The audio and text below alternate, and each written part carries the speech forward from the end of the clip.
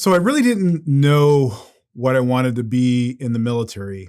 I joined the military by happen chance. When they asked me what kind of work that you want to do, I just said, give me the longest school that you have. And that happened to be a pharmacy technician. So I started my career as a pharm tech.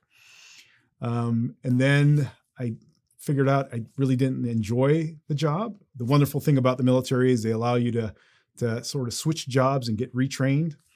So I applied to a number of programs to become commissioned.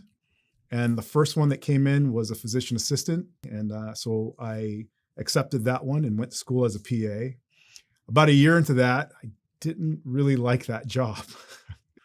And I then developed some software that was deployed onto that installation. And soon enough, I became a program manager instead of sort of developing that software myself. Manage that program for these hospitals. And then that got me into DoD acquisitions. So certainly the DoD acquisitions was a big role in that, right? So I learned a lot about program management, managing health software with big budgets and a large staff. And from that point, I also learned how the contractors, the civilian sectors, work with the government. And so I understood a little bit about their business practice.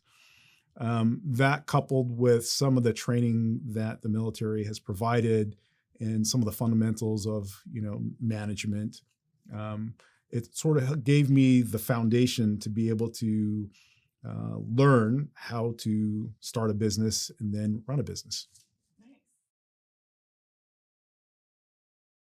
So it sounds a little bit, cheesy and maybe gratuitous, but it really is our first Stevie Award that we got. In the Stevie Awards, when you see the awardees that are on there, Intel, Cisco, Domino's Pizza, it's just sort of this household brands, you feel like you do not deserve to be on the stage with household names such as that. It's an award that you're not supposed to get.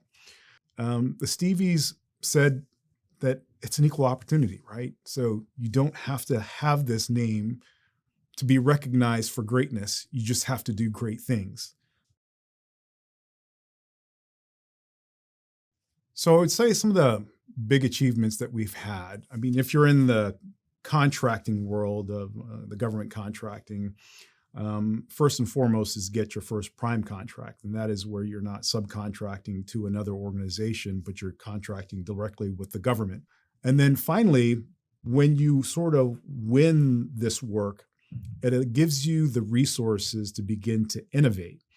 And so we were able to step out of our comfort zone and do some cool things like AI and machine learning and, analytics and, different forms of software development where we use a lot of automation in place to, sort of reduce costs and accelerate our time from development to deployment.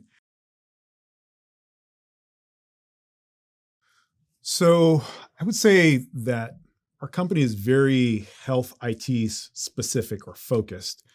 And while there are other commodity companies in the space that maybe specialize in AI and ML, we only do that in health IT. And so I would equate it to this. You can go ahead and see a family practitioner, and that family practitioner can indeed do surgery. But if you're going to get a heart surgery, would you rather see a family practitioner or a surgeon? You would absolutely rather see the surgeon. We are the surgeons of this field. We have the doctors, we have the nurses, we have the healthcare administrators that can look at this from the perspective of the customer that helps shape our solutions specific to their use case.